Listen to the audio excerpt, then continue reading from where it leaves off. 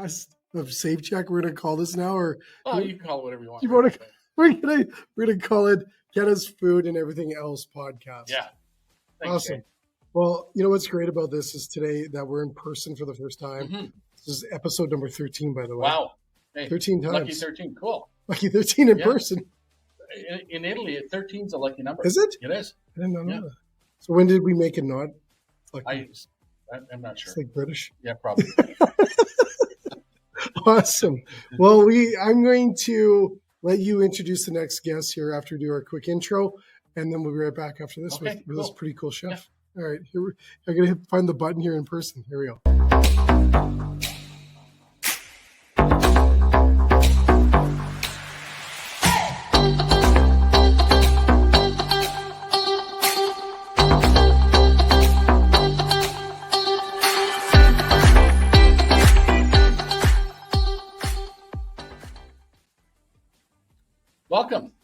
Welcome. Yeah, welcome, Chef. Welcome, Chef. Welcome, Chef. Jay, we're joined by Andy Waters, chef extraordinaire and instructor at Chef. You tell us what school, and then I'll segue right into tell us about you and what you do, and if you're not afraid, tell us how long you've been doing it. Okay. Well, I work at Lord Beaverbrook High School, and I graduated from Lord Beaverbrook High School in 1979. So that gives you an idea of how long I've been doing this. Cool. And it was a great place for me. I had a great teacher. They got me started in the business, and it's just come around full circle. So I'm back to where I started, and that's where I'm going to end it out, is right here in high school. So awesome. I worked in 5 cities and 3 countries, and had close to 50 years experience in the industry now. Wow. But you look like you're 41 for some reason. That's Jay's great camera. I'm not sure. It's a button. It's a button. I have a younger wife too. That helps. You went to school at Lord Beaverbrook. Was culinary part of it then? It absolutely was. Culinary kitchen was what I did, and that's what helped keep me in high school. In grade 12, I had culinary and English, and in those days, you did culinary the whole year round, all morning, and it gave me my credit for my first year apprenticeship towards my journeyman's ticket, which is not what they do anymore, but they will give you credit towards your apprenticeship. You can write the first year exam now. Yes. So awesome start. It helped. I had a teacher that sent me we had to do work experience for 3 weeks. He sent me to a downtown hotel, the Four Seasons Hotel. And so when I started to look for jobs in other places, other countries, they all knew the name Four Seasons. And it was a great way to start. Cool.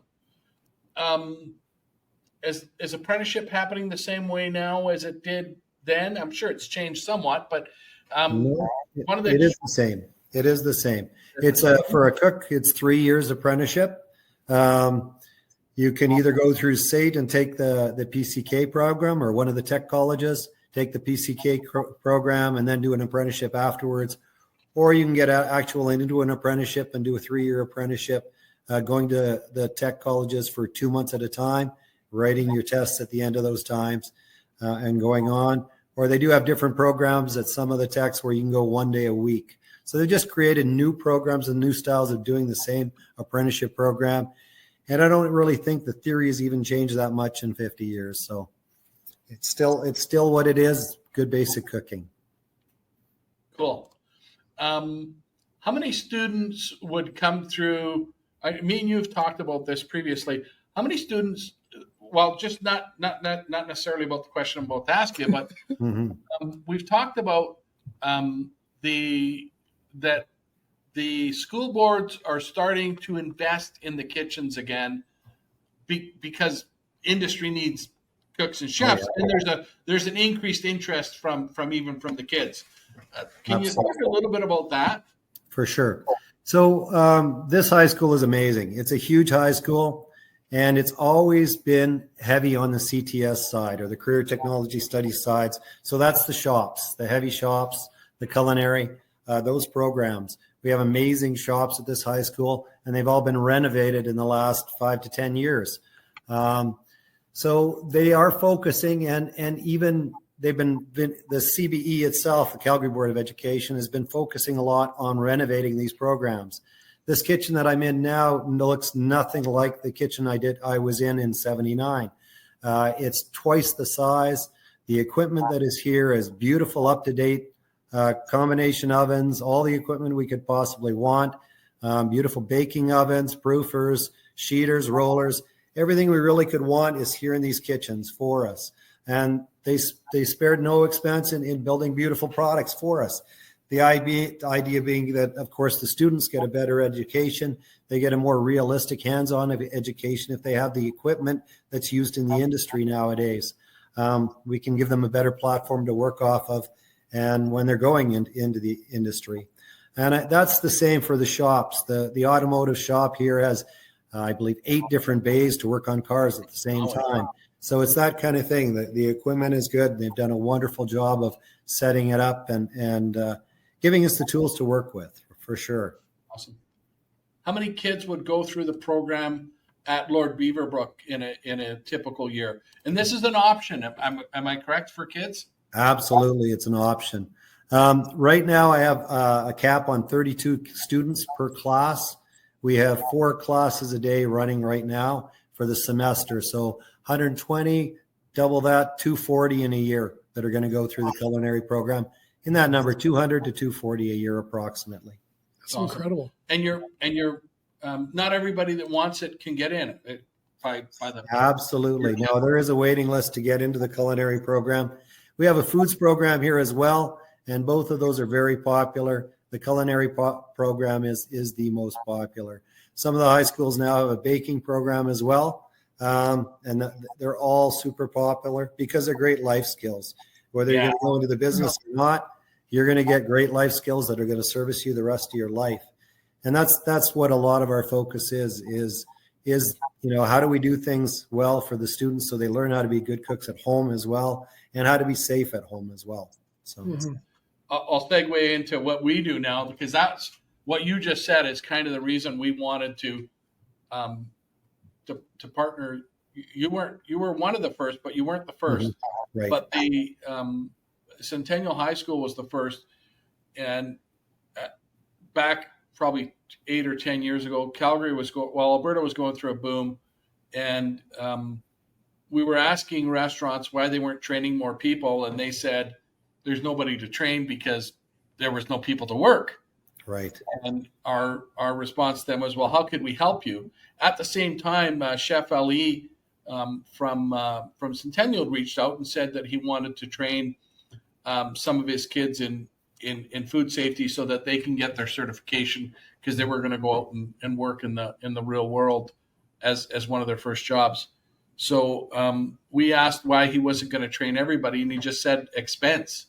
And then we came up with the program we have now, where for not a lot of money, kids get 4 certifications. But the fact that what I like about these programs is not only do they get life skills that they're going to be able to use forever, because they'll learn a lot of good basic things, it helps them get their first job. Mm-hmm. And it helps the industry that we have people coming into the industry that have that training in place. It's not everything they need, because they still need the mentorship at the workplace. They need the good supervisor. They've come from a good instructor.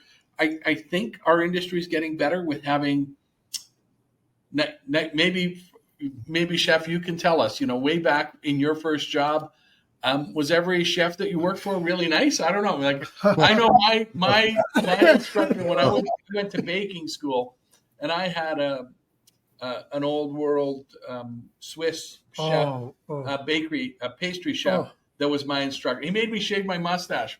Man, I was so mad.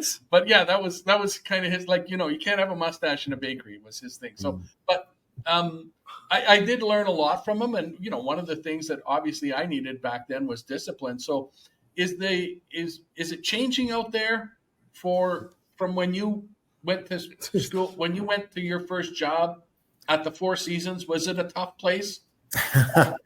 I remember my first week at the Four Seasons. They started me off in entremetier. So I was doing some vegetables and potatoes. I was helping the entremetier chef.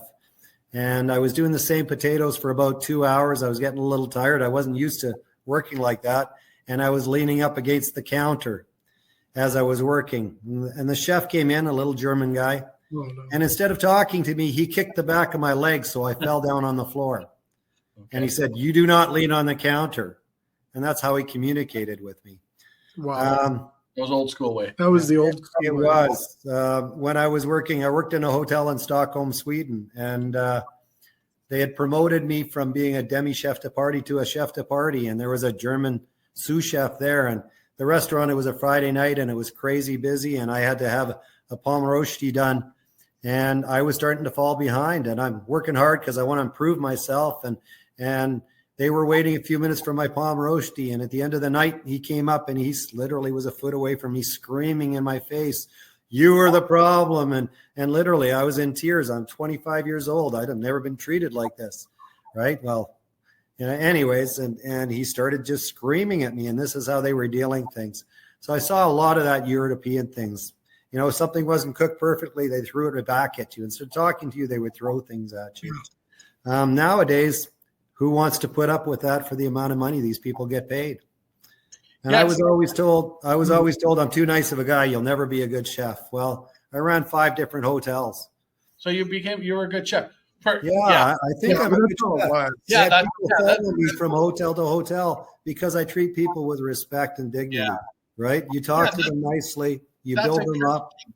To see that that's changed. Yeah, it's about that nowadays. My instructor for that, I was just like, well, that's what he knew, right? It just it wasn't okay. He was treated that way. Yeah, right. Yeah, he was treated that way. It doesn't mean it was right. No. But I think for him too, because he was quite a bit older. I think that the chefs, most of them have evolved, obviously, right? I think TV gives us a different impression of probably the way it really is. You don't have to be mean to be good. No. Right? No. Are you now? They're in cooking in school.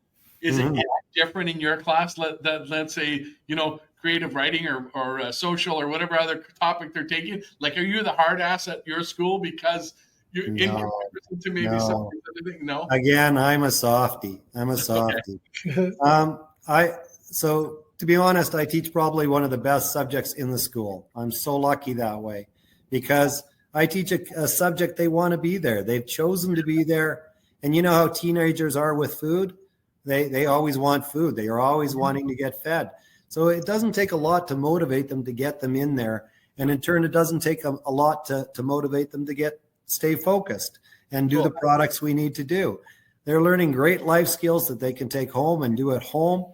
I talk to parents all the time that say, "Wow, they came home and they did this, or they came home and they made that." And parents are excited too, because this is such great feedback that you get right away. Mm-hmm. So, and it is about being nice. I've seen so many times where I ask a student to go in the fridge to get a potato and they come back with a piece of celery. And it's like, you look at them and you say, obviously I didn't communicate this well enough because somehow you didn't get my message, and it was very clear to me, but it wasn't very clear to them, obviously. So you take it with a grain of salt and you say, okay, somehow we got to communicate this better. And we learn from that and we grow in our communication with them, because I've known students that had no idea what a potato was. They come in, they've never cooked at home.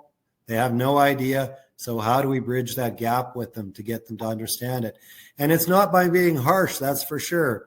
It's by being understanding and patient. Students nowadays, you don't know how the system or what they've got going on at home. Are their parents supportive? Can their parents afford to put food on the table? Because that's where we're at a lot of the time. It's getting harder, yeah, for sure. It sure is. So we have to really be understanding with the students. We have to be patient with them. There is times, of course, where, if they're doing something unsafe, yes, you're going to hear from me, because I don't want accidents to happen. Exactly. I don't want any problems with the food we serve. So yes, do we have to be safe in what we're doing? All the time.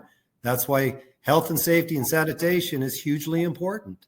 And that's why I make it the first thing they learn when they come into Culinary 10 is food safety. Literally, they do an orientation day 1, and then day 2, 3, 4, and 5, they're on to food and safety, because that's the most important thing we do is keep everybody safe.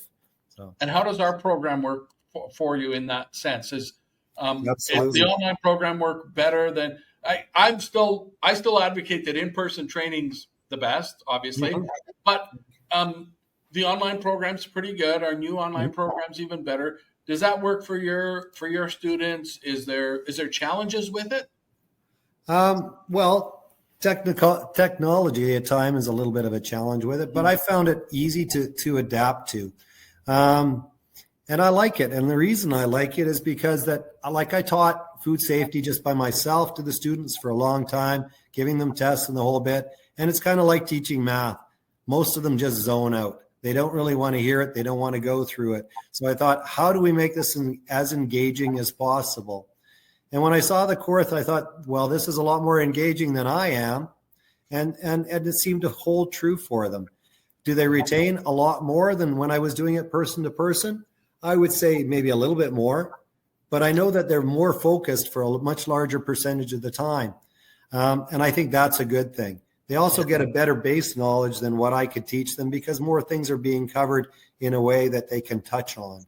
I also sell it as being very important to them because literally, where do most people get food poisoning from? They get it from at home, not from the industry, right? Absolutely. So people don't know how to do this at home either. So it's important in both matters. I take the first module that they have, which is apprenticeship safety, and I make 50% of that mark come straight from that food safety exam. So they have to pass it. Right away, they're getting a passing mark in that first module. Nice. So they understand support. And I also sell it in the fact that now they've got that certificate to put on their resume. They can attach it. That makes it valuable to a new employee because they know they're trained there already, especially in the food industry. It's important. And especially with the crackdowns that are happening now in the food service industry with the health inspectors. The incident a little while ago about the daycares and all of that has just brought everything to the forefront. And those kind of things continue to do that, which makes it easy to sell these kids because they hear about these things. They realize the importance of it. And that's a good thing. And then when we work in our way into the kitchen after that, they've got that basic idea. Mm-hmm. They can recognize what they need to be doing and how they need to be working safely. And we're not as worried about it. We're not having to push them or remind them as much. They're just a bit more on the ball already. So I think that's a good process. And that's why I went to it, is just because it helped in that process to give me a better, support to get to where I wanted to be with students. Cool. Does Lord Beaverbrook or your program, do you do a co-op program where kids is there a co-op program as part of the curriculum at the school where some kids are in a certain program where they'll go out and work in a business as part of what they're learning with you? Do you do any of that? No, we don't, but we do have an off-campus teacher. Oh, and what their role is setting up those relationships. And I actually do have 2 students right now that have applied to go on to like a RAP program where they do find a job for them in the daytime, and they will go to school. So it's an awesome program because they win in 3 ways, right? They get paid to go. They find out what the industry is firsthand by being in the industry. They get high school credits at the same time, and they can get credits towards their apprenticeship as well. Yeah, awesome. So it's a win-win-win situation. It's an awesome situation. When I was running hotels, I would have RAP students come in, and they have become lifelong friends of mine, because all of a sudden in a good work environment. I had one girl that was ready to run away from home. She was having a terrible relationship with her mother. And then all of a sudden, when she's working with adults and getting better information from adults instead of her friends, she sees the differences. And her mother became her best friend, and she never ran away from home. So there's those kind of stories all the time with what those kind of RAP programs do for students. It's awesome. Yeah, it is awesome. And I think, many jobs, like your workplace is your second family and sometimes your first family. Absolutely. I think that's more true in food service and in kitchens, and maybe even more in smaller kitchens than big. I can't speak to big kitchens. I only worked in a few places that were really big, and in bakeries, never in kitchens. But the workplace is often your family, and you build, especially if you have a good mentor, obviously, and I think that's rewarding when you hear those stories of that you were able to make the difference. And if it was one person, that would be probably enough for a lifetime. But when you get to do it multiple times, hats off to you and congratulations, because that's life changing. Never mind, reaffirming for yourself, but it's life changing for the person that you've helped. You're affecting so many people. And that's the restaurant industry. Me and you, Jay, have talked about this many times. The restaurant industry is full of those stories, and a lot of people, unfortunately, don't know them. That's kind of part of our purpose of this. As much as we're trying to sell training, but not really, because we don't ever talk about it. But it's Dominic's pause moment. We want to talk about, and you said it right. Like most people get sick from home, not from restaurants. Absolutely. Beginning of the pandemic, we talked about this. Restaurants were equipped to handle this because they're inspected, they're trained, they have processes in place. They've got all these things. They're buying from reputable, in most 99.9% of cases, they're buying from a reputable source, and they've got all these things in place so they can make food safe. And a lot of times, people at home they'll push those limits, right? Yep. But there's a reason why that restaurants are regulated, and it is different because you're feeding multiple people, and you can affect the lives of a lot of people if you do make a mistake. So the regulations, they're minimum regulations. We know that the standards that you would teach would go above and beyond what the regs are. Is that safe to say? I'll give you an idea. This is my second high school. I have yet to meet the health inspector here at this high school. And this is my second year at Lord Beaverbrook. I spent 10 years at Notre Dame, and some years the health inspector would come, and some years they wouldn't. And I remember one year she came on the last day of school. So to inspect the place. Well, she didn't really come to inspect it. She brought 3 other people with her to show them the place, to say, this is an example of how the cleanliness and how it should be operating, right? We're going to go film. We have the staff, we have the time to make it clean and spotless, and to keep it up to the standards that are established today. Health inspectors, even when I was in hotels, health inspectors were always my best friends, and I made it that way because they have an important job to do. And a lot of the times you've got owners that don't want to spend money, but yet you've got equipment that's not working properly or is becoming unsafe. And the health inspector will say, I could put this on the report. And then if they don't start fixing the stuff on the report, they get in trouble. They look bad. So it's a valuable tool as well. And health inspectors are not, I know so many people that say, oh, they're terrible. They're afraid because they're coming. Well, they're not there to work against you. They're there to work with you and to educate you and help you in the processes to make sure everybody is safe. And that's kind of the same way I feel about the students. I'm just here to help you and educate you, make sure you're being safe in your processes. So I see things a lot the way the health inspector does. And I always had a really good relationship because they got a tough job to do. I had one incident with a health inspector where I got in trouble. And I was working at a hotel and they were doing a renovation on the kitchen. And I said to the general manager, hey, the health inspector told me to call the health inspector before we start this, right? And it's the day we're going to open up while the renovations. We're cooking out of a trailer because the kitchen shut down. And guess who walked? Well, general manager said, don't call her, just leave it go. So the day we open up through the trailer, guess who walks in the door? The health inspector. And she's young and she's energetic. And she starts screaming at me, you were supposed to phone me.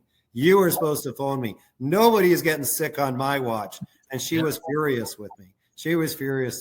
She said, you're shut immediately. You're not serving another meal until I tell you you can. So I'm like, okay, fine.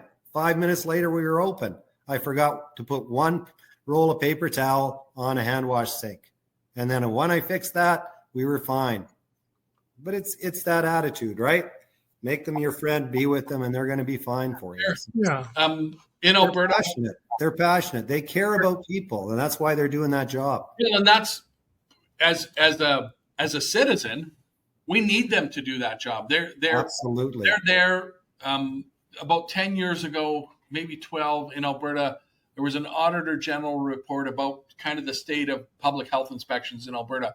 And one of the things in there, one of the lines was that public health needed to remember that they were there to protect the public and not the restaurant industry. Absolutely. For the public. Now, what you say is really important because public health knew they didn't need to come to your kitchen in your school at the beginning of the year or multiple times throughout the year. And some schools, do you run does your kitchen, your classroom, do you also make food to sell or serve to the kids in the school? Okay, so let me tell you what we do here. Right. We do $1,000 a day in food sales to the student body. Okay, and that's a $6.50 for a full meal special entree. That's $4 or $5 for a sandwich. I'm taking that's a couple hundred. We're going there. You following me? Yeah. So we did that. So we're doing about $1,200 a day in sales as we're getting busier every year and all the time. Plus, we did 2 caterings this week. We did on Tuesday, we did lunch for 90, and on Thursday, we did another lunch for 90 people. And those are principals and vice principals that came from all across Calgary that had a meeting here in our learning commons, and we fed them lunch and gave them coffee in the morning. So we're doing catering as well as we're doing food. And this year, I also want to start outside catering.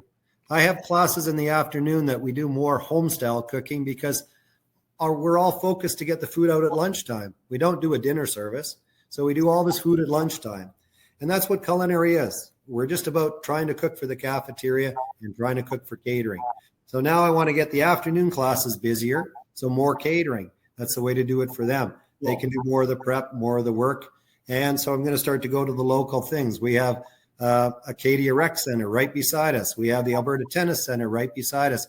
We have the Acadia Swimming Pool right beside us. They will give us small functions on top of it. I did that in the past with Vivo, where I was doing events for them all the time. Our feeder schools around us, we're going to get catering for them as well. So we're going to increase our business. And that's just another way for us to keep busy and doing things in a good manner, a good way to give us hands-on experience for these students. Yeah. And it's about getting them ready for the industry so that they have an idea. Oh, yeah. Okay. Yeah, I know what it's like to make 100 sandwiches. I had to do that. I had to make 100 sandwiches at once. And they get an idea of doing that instead of making 2 or 3 at a time. Awesome. So it's good processes.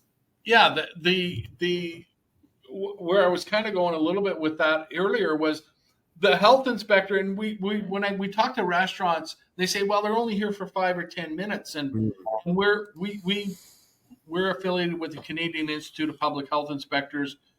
We sponsor some of their events, and we're associate members there. They're focused on the facilities that need help. If they're only in your business for 5 or 10 minutes, that's a level of confidence that they have in your facility. Absolutely. And if that's because the place down the road or the place that's struggling or the place that's had multiple infractions in the past needs them there for an hour.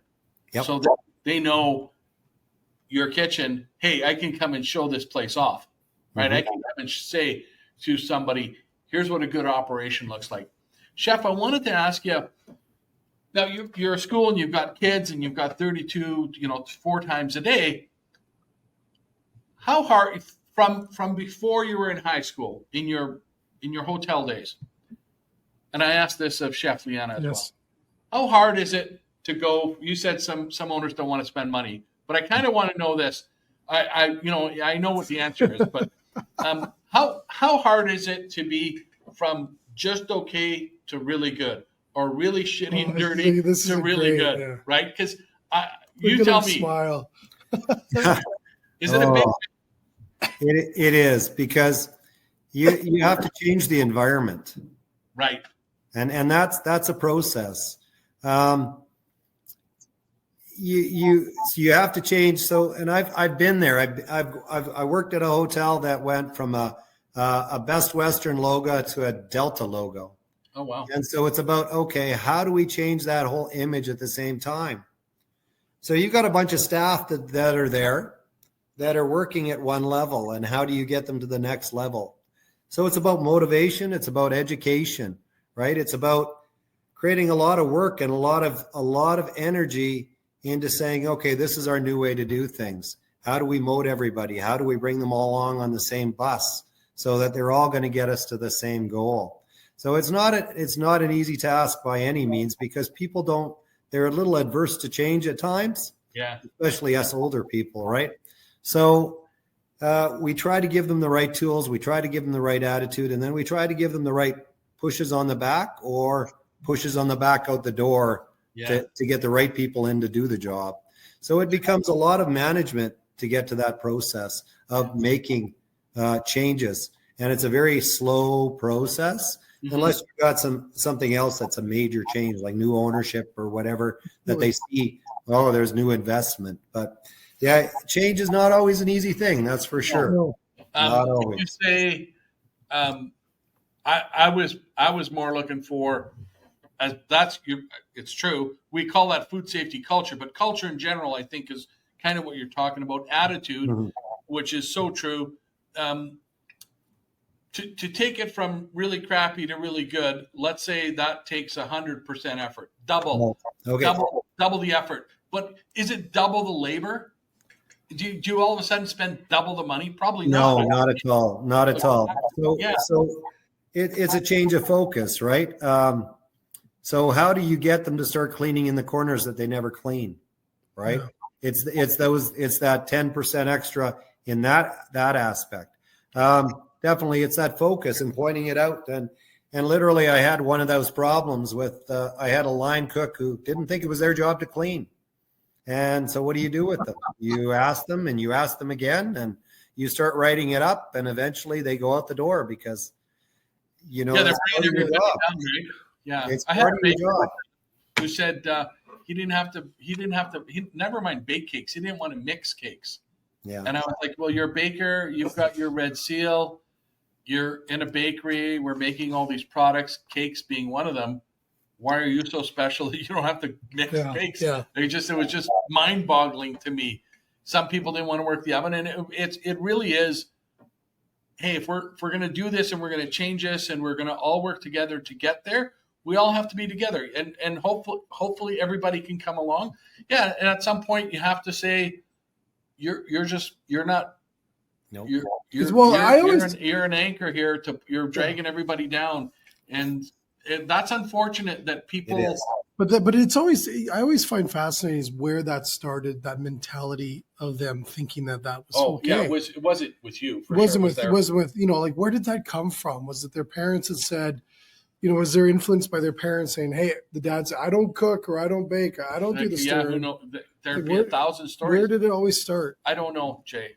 All I know is in my career, I was always trying to be sympathetic to that. You don't know what people's history was, and to try and show them what the benefit of working as a team and changing. I was always for setting higher expectations than we might be able to achieve, because the lower standards were there for a reason, just because nobody was doing it. And I agree with you 100%. Yeah, 5 or 10% more effort can yield 100% improvement. But it's got to come from the top. It's got to start at the top. It can't start anywhere else but the top. If you don't have, as the leader, if you don't have that attitude that this is what your standard is and this is what you expect, you're not going to attain it. The second or third or fourth down the row is not going to do it, because it means that it is a little bit more work. It's for a good reason and a good cause, but it means it's got to come from the top, and we got to bring everybody together along to create that environment to do it, for sure. And in working in a good kitchen with good leadership, sets kids up for a really bright future, because those skills are so transferable to any job that they go to do, any one of them, any job they go on to do. if they worked in a good team environment in a kitchen where people are able to rely on it, and there's high standards, not only from the chef, but more importantly from the customer. Absolutely. Right? The customer, and I think customers are even tougher today. Oh, Is that fair to say? 100%. Yeah. And that's back to the old dishwasher phrase, right? The dishwasher is probably the most important person in the kitchen, because if the dishes aren't clean, you can't use them, right? Yeah. So you have so many people who don't want to do dishes, but it's one of the most important positions in the kitchen. Another line I use a lot with my students to get to know them is, what do you have at home? Do you have a floordrobe or do you have a wardrobe? Oh, wow. Yeah. And that gives you a little bit of an idea. Okay, well, here we don't spread things all over the place. We have to put them back in a nice order, right? Because it's about a team. Everybody has to work here. Everybody needs to find the tool the next time they go to it. Everybody has to keep their area clean, because it's not fair to the next person to walk in to something that's dirty, because then they're cleaning your mess. So, yeah, so I go, is there a floordrobe or a wardrobe in your bedroom? And then they start to see that it's a little different here. Yeah. So I have a question for you, Chef, because first of all, you've been doing this a long time. And I say this to a lot of chefs that I have on my show. And really, I just love this moment. We all have those pause moments in life when we sit back and everything's just going amazing. And this could be in one of your classes, or as your career has, been it's a huge career you've had. What was that pause moment, would you say, you share with us when you sit back and go, this is my moment? What's that like? Oh, for me lately, it's just been a relaxation, right? Because it's been busy. And it's nice to reflect that, where all of a sudden you got a student that just, they all of a sudden kick it, and they're all of a sudden you see that energy. And it's so nice to had one student last year who he was just constantly, he'd take off halfway through the class and disappear. And this guy, you can see the potential in him, but there's just no idea. Or all of a sudden he's off doing something he shouldn't be doing. And there's no care or concern for anything. And all of a sudden this year he's back. And I was kind of surprised, because I didn't think he was really that much into it. And this year, wow, what a change. He's focused. He's doing everything. And then a week ago, it's like, oh, I got a job in the kitchen. Cool. And you just see that change and that click and that, it's amazing. It's amazing. And it makes you feel good that, okay, that impression is getting through. It is just that basic thing that's getting through to them. And they're starting to see the reality in this, because cooking is a really tough career to have. And if you don't really enjoy it, it's going to chew you up and eat you out and spit you out, right? So you got to have that love for it. I was going to say, we need more people like you in our industry, though. That drive and inspire, people like you, Chef. So and one of the smallest pleasures I get is actually when I teach them how to use their taste buds. So one of the favorite things I have to make is a soup with them, and we don't put any salt in the soup until the very end. And then we start putting salt in. It's like, oh, how's the soup? Well, it's really bland, Chef. There's really not much taste to it. And then it's, okay, well, put a tablespoon of salt in it. Oh, it's okay. It's a bit better. We'll put another tablespoon of salt in it. Oh, it's getting there. Okay, put another. Oh, wait a minute. Oh, wait a minute. My taste buds are all starting to go off. Oh, this is good. Oh, and now they're starting to understand how certain things affect their taste buds. And it's like a light bulb. You see the light bulb go off in their head, like, this is how our tastes are working. And that for me is just that simple little thing. It always gives me that great joy of just to see that they're really learning something that's important to them too, right? How do we taste? Why do we eat? Well, for energy, but we all eat for pleasure as well. And we want that everything we eat to be pleasureful. And how do we make everybody make it pleasureful? By understanding our taste buds and how the balance in food works. So, Chef, I have the last question I have for you, and then I'm sure Dominic's got a few more. What do you want to leave as a legacy in this industry? Oh, I think I've done a lot of that already. I've got students that are working all over the place. And just, one of my big pleasures too is I'm on my second wife, and we've been together 6 or 7 years. And we'd go out for a movie, and you got, oh, hey, Mr. Waters, because there's a kid working there that took culinary. And the kids don't run the other way. They just come and they are always happy to say hi and hello, right? Awesome. And that to me is that means I'm doing something right. You know, I've got kids that like the industry, that go into the industry. I've kids that, you know, that are happy to come and talk to me and tell me how they're doing, and, you know, and or come and stop and see how I'm doing, right? So, you know, I get phone calls from students that I've had a few years ago, and those kind of things are just, you know, you created those relationships, and to me, it's about the relationships you build with people, right? That's my big reward is the relationships of the people I've worked with and the students that I have now. Wow. It's awesome. Chef, to young chefs out there, words of advice. What's the He's got this warmed up. It's probably on his wall somewhere. And you know what? And to restaurant owners, maybe this got to be a two-parter, right? Because what we want to see maybe as chefs and cooks, and, you know, I'll say bakers, but we're not that important in a lot of kitchens. But from a chef's perspective, what's the key to success? And then what's your advice to owners and managers from kitchens? Like what's the key to success there? In my mind, I know what it is, but here we are, a training company. I'm not running a bakery. So I can't speak to it. Right. Well, I think it's, you know, if you're cooking and you want to be a good chef, you want to be a good cook to start with, obviously.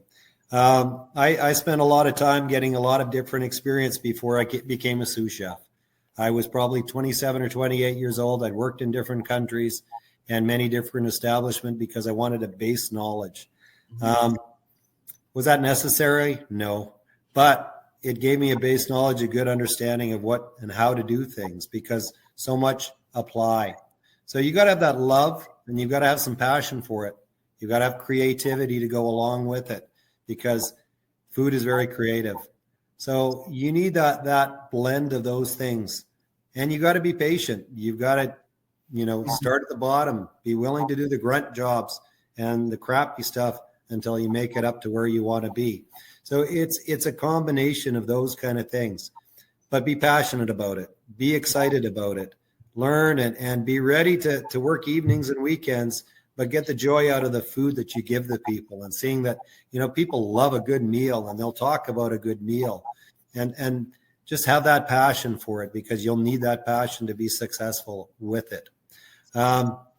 Whereas if you're an owner and you've got your own establishment, it's an understanding of a couple things, I think. It's an understanding of how the dollar figures work, because Calgary's got a terrible turnover for restaurants. There's a huge amount of it. And I think there's a very limited amount of understanding of how the dollar figures work. As a chef, I had a very good understanding of the dollars, and that helped me be a good chef as well, because I know what we've got to sell things for to make a profit. And you have to stay in your budgets, because owners demand you stay in your budgets and understand what your budget is. So ownership has to understand what they need to charge for things, how much things are costing nowadays, because product is just going higher and higher and higher in price.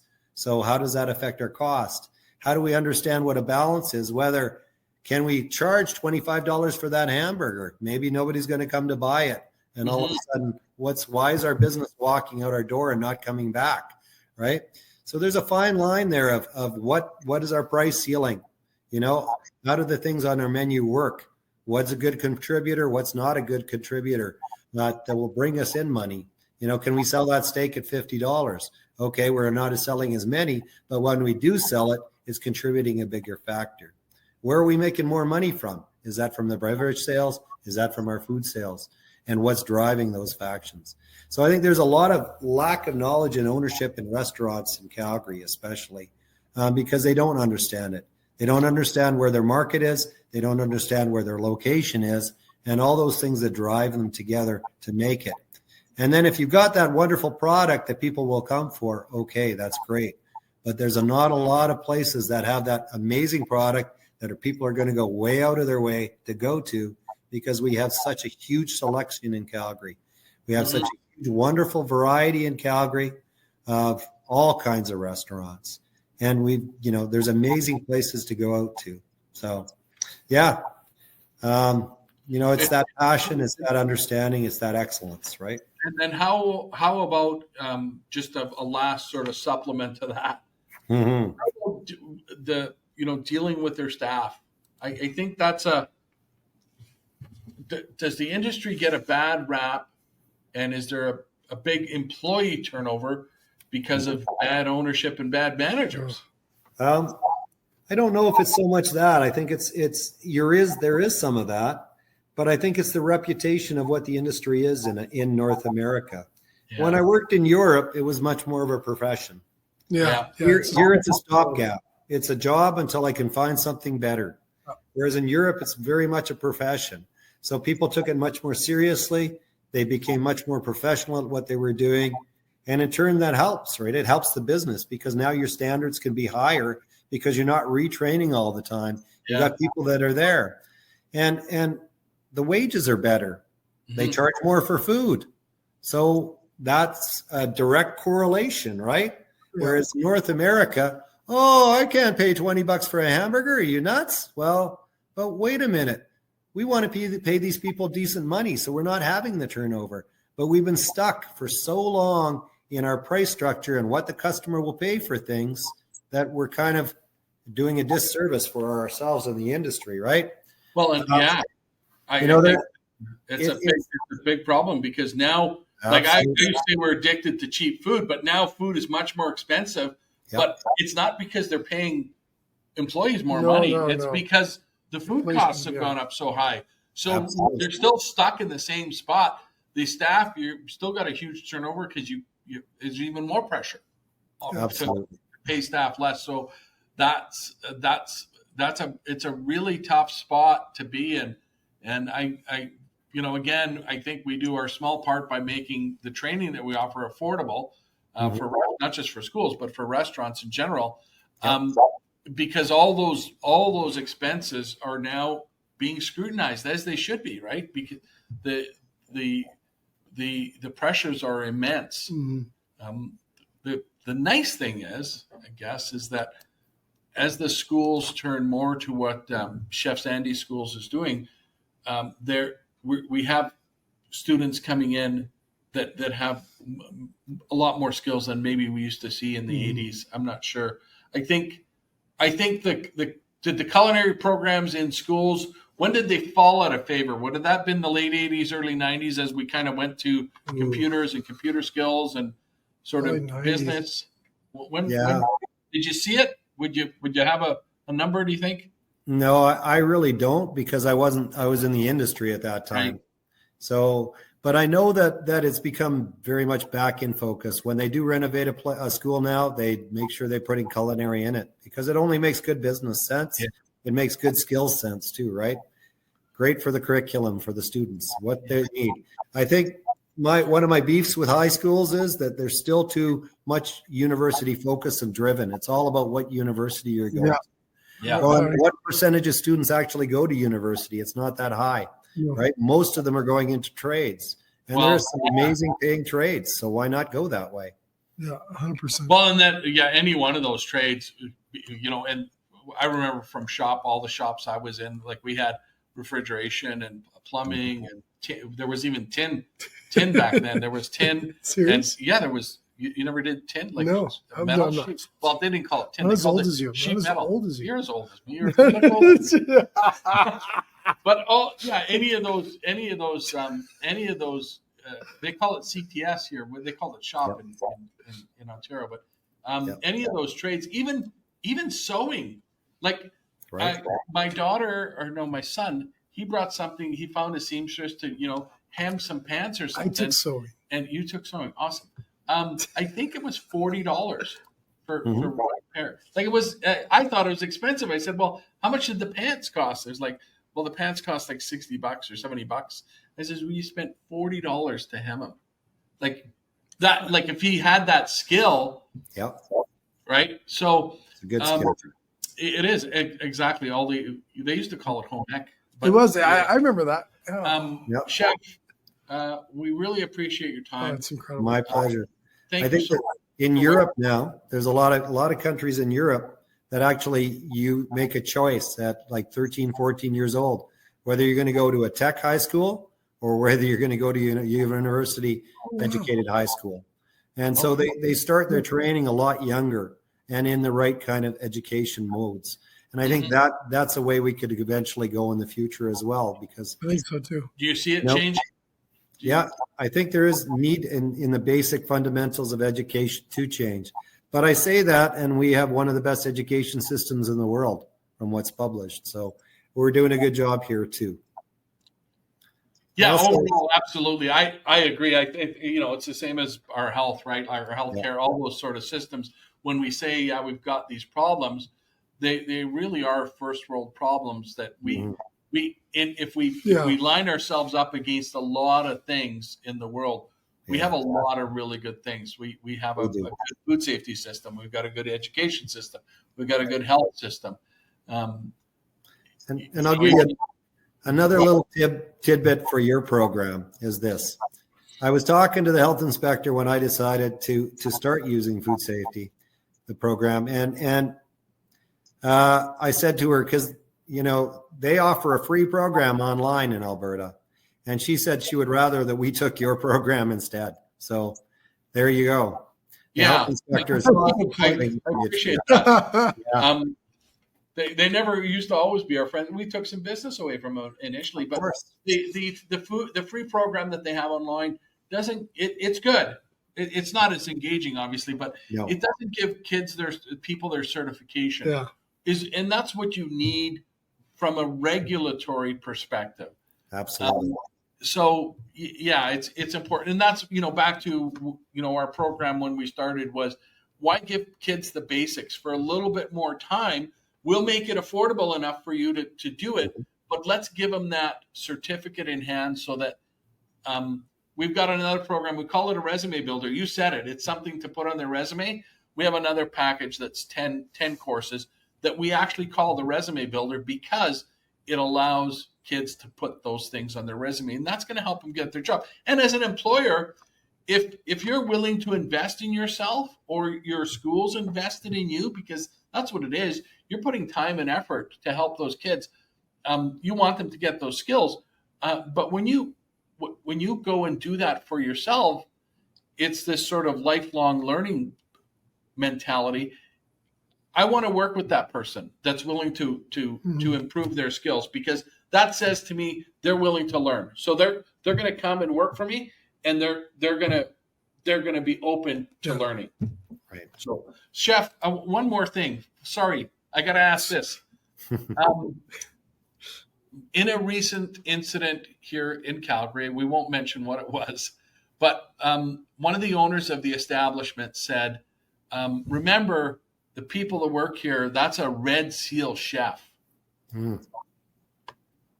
With 20 years of experience or 30 years of experience. And that phrase scares me sometimes. Yep. Thoughts? Well, I had my Red Seal at 19 years old. Okay. But how much did I really know at 19 years old?